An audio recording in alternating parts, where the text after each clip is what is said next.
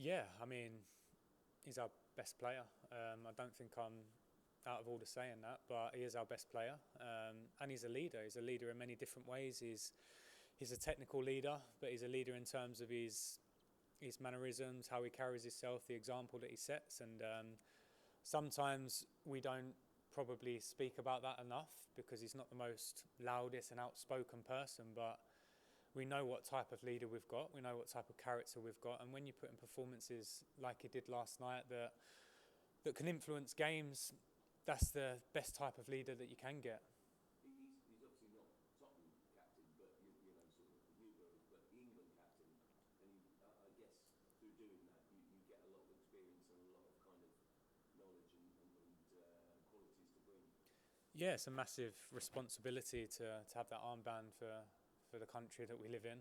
It's huge. But listen, Harry had the armband on last night, but I want to encourage many of the other players to be leaders as well, because it's not only one, it's a collective, and the more characters we can get with that personality to push each other and demand from each other, the better.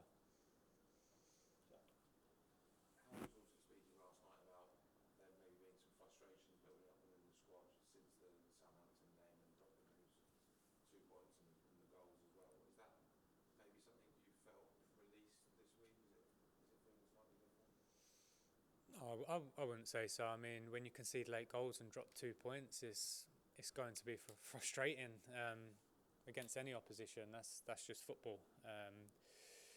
Yeah, honestly, the message, the constant message has been the last 3 or 4 days to be a group, to be together, to want to work for each other, and then the results will take care of themselves ultimately. We've had no time to work at all from a tactical point of view. There's just been such a quick turnaround. So that togetherness and that belief in each other is key, especially for Sunday. And then we have a clear week next week where we can get into them and try and give some information and maybe change some things. But at the moment, the most important thing is to be together.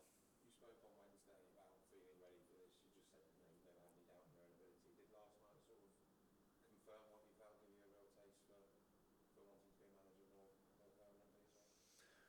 No, I mean, for me, I understand the situation I'm in, and of course I feel confident. Otherwise, I wouldn't be sitting here. But at the same time, I realise there's 5 games for this club, and I probably said it 2 years ago as well. The focus is and will always be what's best for this club. That's my priority, and at the moment, trying to create a togetherness and everyone to feel like we're together, not only inside these walls but also outside as well. That's probably the most important thing, because at times this season that's probably not been the case, and when that's not the case, I think that can affect results on the football pitch, and we've probably seen that at times this year. And for you personally, did it feel any difference 2 years ago with a bit more experience as a coach? Well, first of all, the fans were in the stadium. It was during COVID last time. I think we only had 1 game where there was limited capacity, so that was different. But for the last 18 months, 2 years, I've been involved on the bench and involved in those type of arenas. So I've played as well. I understand what it's like. And as soon as that game starts, it's a football match. Yeah, it's quite simple, to be honest. Thanks, Doug. Okay, Tom, and then finish with George, please. Ron, why do you think Harry doesn't get the praise he kind of deserves? It's kind of underappreciated. Why do you think that? It's probably natural. I think we probably say that about all our great players. Maybe in 10 years we'll look back and we'll say what a great player he really was, and we probably should have celebrated him more while we was enjoying him, watching him play football. I've always been quite consistent in that because I played with him and I see it and I felt what type of player he was. But at the same time, as a fan of football, it's hard not to love and appreciate the type of player that he is. English comes from down the road, the academy boy, that kind of thing. Maybe if he was kind of big foreign star, cost loads of money, then maybe people would give him a bit more credit.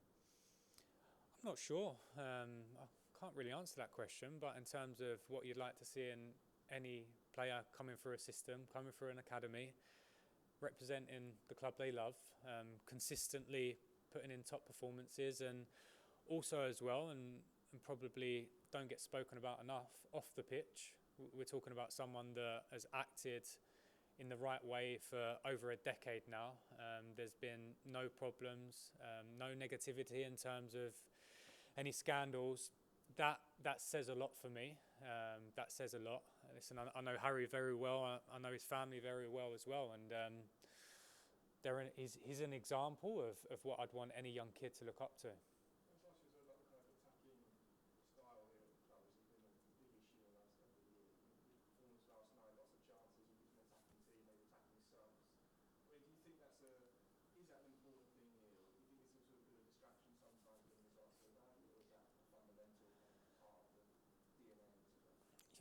Yeah, honestly, I think every football club has its history, has its DNA, and I think it's important to tap into that because as fans, as a fan of the football club, I remember going to the lane when I was younger, and of course, some people work all week to go and watch their team and be excited, and we want to give the fans that.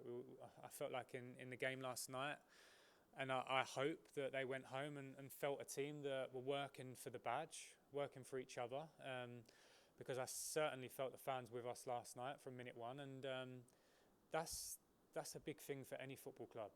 As fans, you pay money, you go and watch your team, and you want to feel pride in watching them, and yeah, I felt like last night we give them that. George. On a similar theme, there was a period where Spurs and Liverpool sort of really neck and neck in sort of 2016, 2019. We both played quite similar football. It felt like sort of on the front foot, pressing, wave after wave of attack. When you think of Spurs at their best, is that the kind of football you sort of picture Spurs like? Oh, honestly, at the moment we've got personnel and players that we need to try and get the best out of. There's no point playing a system or a style of football that don't suit the personnel on the football pitch because ultimately you're setting them up to foul. Obviously, there needs to be an alignment between the style of play and the approach you want to take, and also the tools you have as well. So we're aware of that in this moment of time, but probably most importantly, the intent is key, regardless of what the formation is. The togetherness, the aggressiveness, and the will to work for each other is probably the most important thing in all the top teams. And then just with Sonny scored again last night, that's 4 home games in a row now he's scored. Does it kind of feel like he's over that first half of the season and he's getting closer to his best? Yeah, I think Son is at his best when he's attacking the line. He's attacking space, and we see last night that the goal come from that sort of combination with him and Harry, where Harry's on the ball and Sonny comes alive.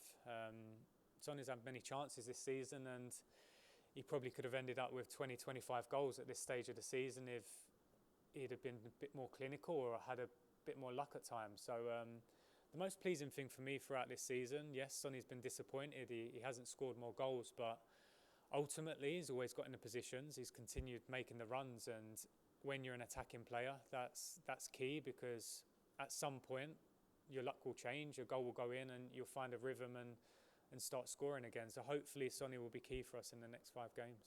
There's been a lot of talk about Harry's future, obviously, but I mean, Sonny's 30s, he's got 2 years left. Do you feel like he's got plenty of years left in the Premier League at Spurs at sort of the highest level, and not sort of winding down? No, I think, listen, Sonny's a robust player. He plays pretty much week in, week out, most seasons. We appreciate him. We value him as a player. He's a team player, which first and foremost is the most important thing. Yeah, but honestly, I can't really speak about 1, 2, 3 years time, because right now our focus has to be on finish this season as well as possible, and go into the summer and see what happens. But you sort of think the way he kind of looks after himself sort of off the pitch as well, that should help him sort of have the longevity that sort of some attacking players don't have. Yeah, I think naturally as years go by and research, sports science, nutrition gets better, players probably can prolong their career at the highest level. And we are seeing that with players. Some players are playing till they're 35, 36, 37, still at the highest level, and hopefully some of our top players can do that. Thank you, everyone. Thank you. Cheers.